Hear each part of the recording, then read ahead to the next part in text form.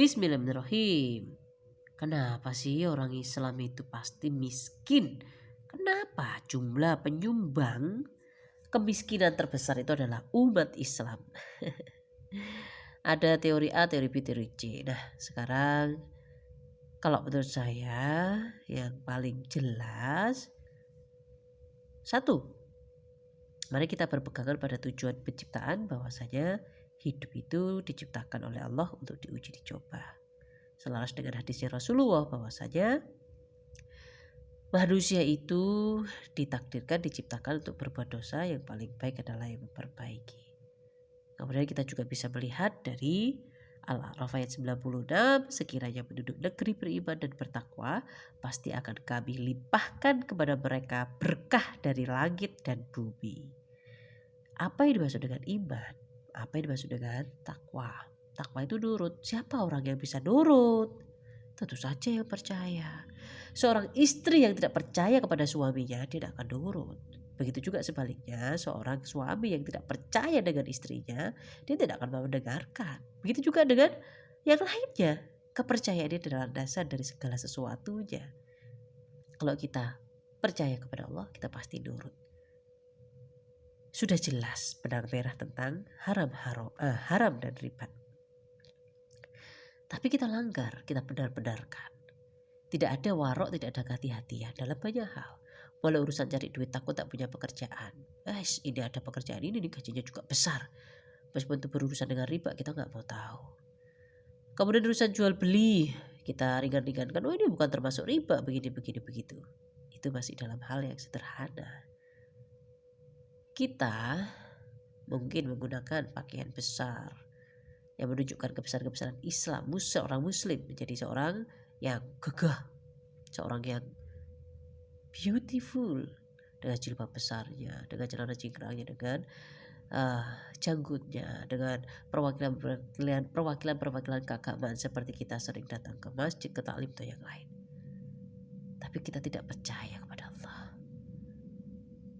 Dalam mencari duit kita luar biasa. Kita keluar rumah dari pagi, kita meninggalkan rumah tadi pagi, pulang sore atau bahkan pulang malam dalam kondisi lelah. Anak diantar sekolah, dijemput pulang, sampai di rumah sama-sama capek, kita gak sempat menjalin hati, gak sempat bertanya apa, bagaimana. Begitu juga suami istri sama-sama pulang kerja, dek buatkan kopi. Wah, aku juga capek, enak sekali bikin kopi. Sama-sama tidak memahami tanggung jawab, suami tidak memahami tanggung jawabnya, bahwasanya memang istri bekerja, istri juga tidak bisa memahami prioritasnya, bahwasanya dirinya juga bekerja, maka ada konsekuensi. Begitu juga dengan suaminya tadi. Anak di rumah hanya disuruh belajar, disuruh sekolah. Kemudian ketika kita bekerja, kita sudah meninggalkan rumah, kita tidak ngurus rumah, makan, asal ada makanan, anak-anak dicangking dari warung-warung yang ada tanpa kita punya prioritas selain murah, karena kita memberi makan dengan cara membeli itu jelas mahal. Lalu ketika kita bekerja, sholat itu nomor sekian, nanti dulu dia ada pekerjaan, nanti dulu dia ada pekerjaan. Ketika azan kita tidak ikut menjawab perintah-perintah yang besar yang kecil semuanya tak direken, tak dikate. Kenapa? Karena kita cari duit. Ketika sholat yang diingat juga selain tidak menyegerakan tadi, ternyata ketika sholat diperintahkan, misalnya mau dari wudhunya ada sunnah-sunnahnya, bablas saja, tidak usah membersihkan hidung, tidak usah gosok-gosok, tapi langsung kita siram saja sudah cukup. Kemudian gerakannya luar biasa, secepat Sonic atau secepat apapun film kartun sekarang yang berjata kecepatan, lebih lama daripada ketika kita ngopi. Mungkinkah kopinya bisa sampai 2 jam 3 jam menghabiskan 1 gelas cangkir kecil. Tapi ketika sholat 4 rakaat tak ada apa-apanya, sekejap mata. Assalamualaikum warahmatullahi wabarakatuh. Assalamualaikum warahmatullahi wabarakatuh. Luar biasa. Jika benar kita percaya Allah Al-Wahhab, jika kita benar percaya bahwasanya Allah yang menghidupkan kita tidak minta hidup, bahwasanya Allah akan memenuhi semua kebutuhan kita tidak akan menggila dalam mencari duit. Kita geledek gerobak kita, kemudian kita nongkrong di pinggir jalan berjam-jam. Kita bergaul dengan sesama penjual tapi kita tidak mengenal anak-anak kita. Kita bergaul berjam-jam dengan jual beli tapi kita tidak pegang Al-Quran. Jangankan Al-Quran, bersyukur aja ada pembeli satu tidak ada. Kalau benar mencapai derajat syukur sebenarnya, syukur itu mampu membawa kita kepada kebaikan. Syukur itu membuat kita jadi merasa cukup dengan yang sedikit. Kita sudah punya minyak goreng, sudah punya beras, tapi kita takut, harus kerja lagi, nanti Bapak harus sudah beli sebelum habis. Kalau kita yakin pada Allah, Allah akan memenuhi semuanya. Kita tidak akan takutan, kita tidak akan rakus. Mana yang kita percaya?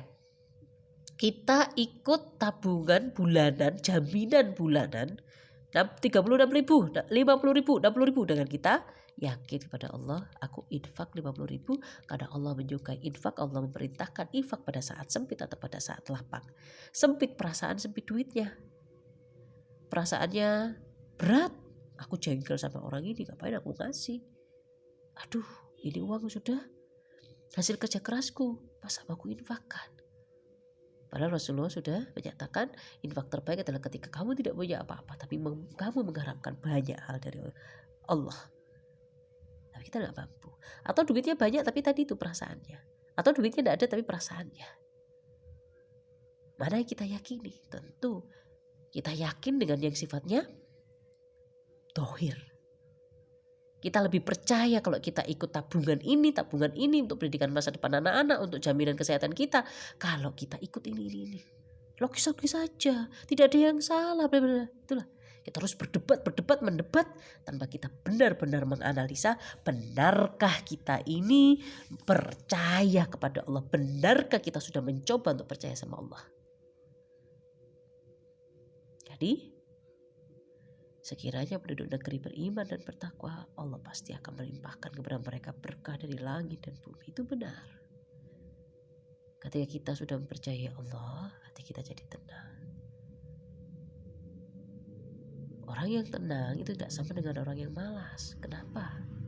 Jadi kalau ada orang yang suka mengatakan rezeki dari Allah, tapi dia ngopi berjam-jam sambil minum kopi sambil merokok berjam-jam, menyia-nyiakan waktu, juga tidak baca Quran, juga tidak melakukan amal soleh, daripada ngopi bantuin istrinya nyapu-nyapu, menanam, berkebun atau sesuatu yang lain yang kita lakukan dengan mengharap mendatangkan rahmat Allah.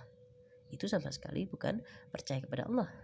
Ketika kita mengandalkan akal kita buka usaha.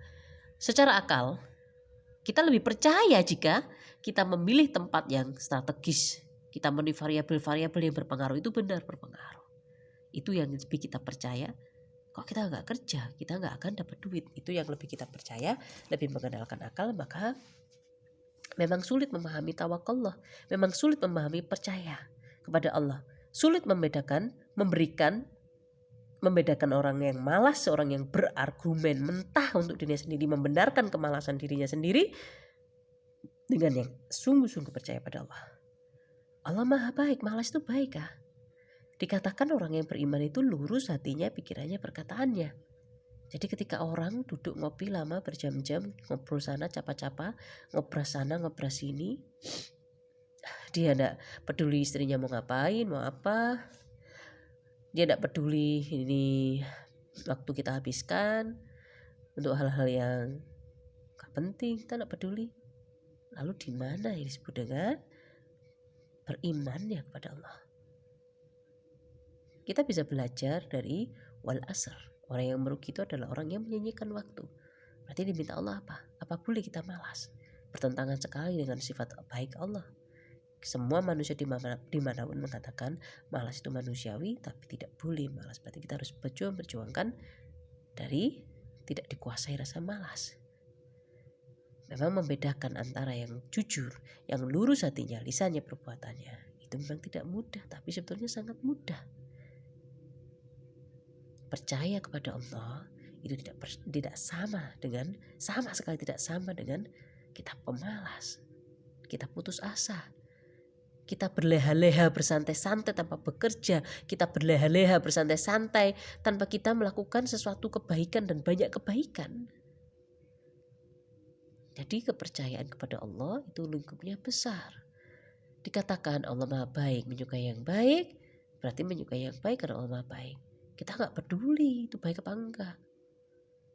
Dalam hal makanan kita nggak peduli ini baik apa enggak. Dalam hal pembicaraan ini kita nggak peduli ini baik apa enggak. Padahal ada ayatnya. Ucapan yang baik itu seperti pohon yang bisa tumbuh, bisa berbuah. Nah itu bisa dipetik. Sementara pohon yang jelek itu seperti ucapan yang jelek. Semuanya diatur oleh Allah. Tapi kita nggak mau tahu, kita nggak peduli. Kemudian ketika kita sakit, kita nggak peduli halal haram. Kita bilang, ini mendesak, aku sudah sakit. Padahal sebelumnya kamu taat nggak sama Allah. Jadi sebelum kita sakit, kita tidak memikirkan kebaikan, yang mana yang akan mendatangkan ridho Allah, mana yang disukai Allah. Ketika kita sudah sakit pun kita semakin tidak peduli. Halal haram nggak peduli. Wah ini butuh ini mendesak, ini darurat dan sebagainya.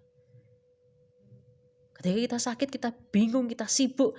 Aku kudu waras, aku harus segera sembuh. Hanya itu saja yang dalam pikiran kita tanpa kita memperhatikan apa sebetulnya sakit ini, bagaimana sebetulnya sakit ini, apa yang diinginkan Allah dari sakit tidak ada. Lalu di mana disebut dengan percaya kepada Allah. Ketika datang sesuatu yang buruk, misalnya penghasilan kita biasanya 2 juta, tiba-tiba berkurang jadi 5 juta. Kita langsung mengeluh, kita nggak ngerti kalau ternyata itu adalah kebaikan dari Allah. Bagaimana mungkin jika dikatakan Allah Rahman Rahim, Allah Al-Bar Maha Baik, ada yang namanya takdir buruk. Kelihatannya buruk, tapi karena Allah baik pasti baik. Ketika datang bencana alam, kita mengatakan, kok Allah mendatangkan bencana alam dan sebagainya. Termasuk ketika sakit, kenapa aku sakit? Aku nggak ngapa-ngapain, aku nggak salah. Nanti kita tidak menerima keadilan Allah, kita tidak menganggapnya sebagai kebaikan. Maka seorang yang percaya kepada Allah, di matanya tidak ada yang namanya takdir buruk. Karena Allah percaya Allah Maha Baik, karena percaya Allah Rahman dan Rahim, semuanya baik. Tiba-tiba muridnya berhenti, pendapatannya berkurang, tapi ternyata subhanallah di balik itu ada perlindungan dari Allah. Apa perlindungannya? Banyak. Karena itu sifatnya kasuistik ya. Misalnya, ternyata ya muridnya memang malas. Jadi kalau dia terus ikut kita, kalau dia terus ikut belajar dengan kita, nanti pas ujian, tidak lama ujian, dia nggak bisa apa-apa karena dia malas, dia bukan bodoh. Nah itu tiba-tiba berhenti, itu pertolongan dari Allah. Subhanallah. Kenapa kok ini warungnya sepi? Kenapa kok usahanya sepi? Sebenarnya itu pertolongan dari Allah supaya kita istirahat. Coba kalau ada banyak pembelinya, pas kita nggak enak badan, lidah kita nggak bisa ngerasa, atau kita pas pengen tidur tok, meskipun kita nggak bisa tidur karena harus jaga toko, tapi karena pembeli nggak ada kita bisa selir. Subhanallah. Seorang yang percaya kepada Allah, pikirannya dipenuhi dengan kebaikan didasari atas kepercayaan kepada Allah. Nah disinilah akhirnya kenapa dikatakan iman itu kegilaan, candu. Loh, kalau kita kontekskan candu, seburuk-buruk candu adalah apa? Candu manusia kepada kemanusiaan. Jadi kalau kita kecanduan kepada Allah, kepada Tuhan kita, bukan itu yang baik. Tentu tapi istilahnya karena candu itu jelek, tentu saja tidak baik. Agama itu bukan candu. Keyakinan kepada Allah itu bukan kegilaan. Memang seperti orang gila. Yakin kepada Allah, kita sudah berdoa, kita sudah sholat ini, sholat itu, sholat tasbih bahkan sampai ribuan kali. Tapi kenapa kok doaku tidak dikabulkan? Pada Allah itu persyaratan tidak ada. Tidak ada kepercayaan dan persyaratan dikabulkan atau tidak kepada Allah. Yakin sama Allah. Tapi kita bingung. Wis sholat, wis ini, wis itu, kok masih aja gak kabul, kok masih utang itu masih banyak, kok masih tidak bisa beli rumah. Yakin sama Allah tidak terhalangi dengan kabul dan tidak kabulnya doa kita. Begitu mudahnya hati kita goyah kepada Allah, persis seperti yang ada banyak dalam Quran. Jika diberi kesenangan kita merasa dihormati, dihormatkan, dimuliakan. Tapi ketika diberi keburukan kita, itu bukan orang yang percaya kepada Allah. Kita iso ndak yo oleh duit 1 miliar hari ini. Kita ragu-ragu, kita takut, kita nggak dapat dan lebih banyak anak percayanya. Loh, kamu mau lihat itu sebagai dirimu atau sebagai kekuasaan atau kekuatan kebesaran Allah? Kalau mau melihatnya dari kacamata kita sebagai makhluk, jelas kita nggak bisa dapat uang 1 miliar, jangankan 1 miliar, 1.000 rupiah pun tidak bisa. Tapi kalau kita melihat Allah adalah Tuhan yang menciptakan segala sesuatu, pemilik kehidupan ini, maka Allah bisa mendatangkan saat ini juga. Tapi kita nggak percaya. Karena hidup ini milik Allah. Kita memang sudah seharusnya, sepatutnya, jadi bukan candu sama sekali. Dan ini bukan kegilaan, meskipun ini sepertinya gila. Kenapa? Kata kuncinya karena ini kepercayaan kepada Allah, Tuhan yang menciptakan kita. Semua manusia boleh berbantah-bantahan sampai nanti semakin tua. Umur 40, kesadaran tentang mati itu mulai besar, semakin besar. Umur 50, 60. Sekarang kalau masih muda ngomong sak karepmu dewe, kamu boleh gak percaya, kamu boleh berbantah-bantahan. Tapi nanti kebenaran itu pasti terungkap. Oh, kalau ternyata umurnya sudah 70 dia masih saja ngotot. Oh ya silakan. Kebenaran itu milik Allah. Nah, sekiranya penduduk negeri itu beriman kepada Allah, sekiranya kita memahami apa yang diridhai Allah dan tidak diridhai Allah, dalam hal besar, dalam hal kecil kita sangat memperhatikan, maka Allah akan melimpahkan. Itu benar. Uang itu akan mengalir deras, mengalahkan hujan. Kita sampai kewalahan, tapi pada saat itu kita nggak butuh uang. Orientasi kita sudah berubah. Ketika kita mengejar kepercayaan kepada Allah hanya karena kita supaya bisa punya banyak duit, tak apa-apa silakan. Nanti ketika kita sudah percaya pada Allah, tidak ada urusan sama duit itu, nggak penting sama sekali. Ada yang jauh lebih penting daripada duit. Apa itu iman? Apa itu takwa? Semuanya berkaitan. Kalau kamu percaya kepada Allah, maka kamu akan nurut kepada Allah. Kalau kamu tidak percaya, ragu-ragu pada Allah, maka kamu tidak akan bisa nurut kepada Allah. Lingkupnya iman adalah segala sesuatunya, semua yang dalam kehidupan kita sangat-sangat luas. Pecahkan satu-satu, bersihkan satu-satu. Dan itu memakan hampir seluruh hidup kita.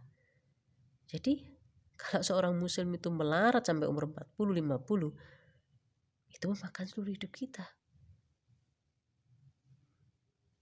Karena kita bagaimanapun wal asri, dan setiap orang tidak sama cara menyerapnya, memahaminya.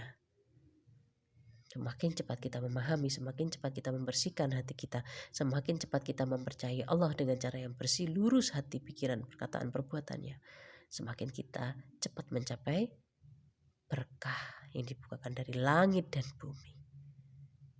Kenapa kita miskin? Kenapa kita melarat? Kenapa kita cari uangnya susah? Padahal kita muslim, padahal kita menuhankan Tuhan yang benar. Tapi kok melarat? Jawabannya karena kita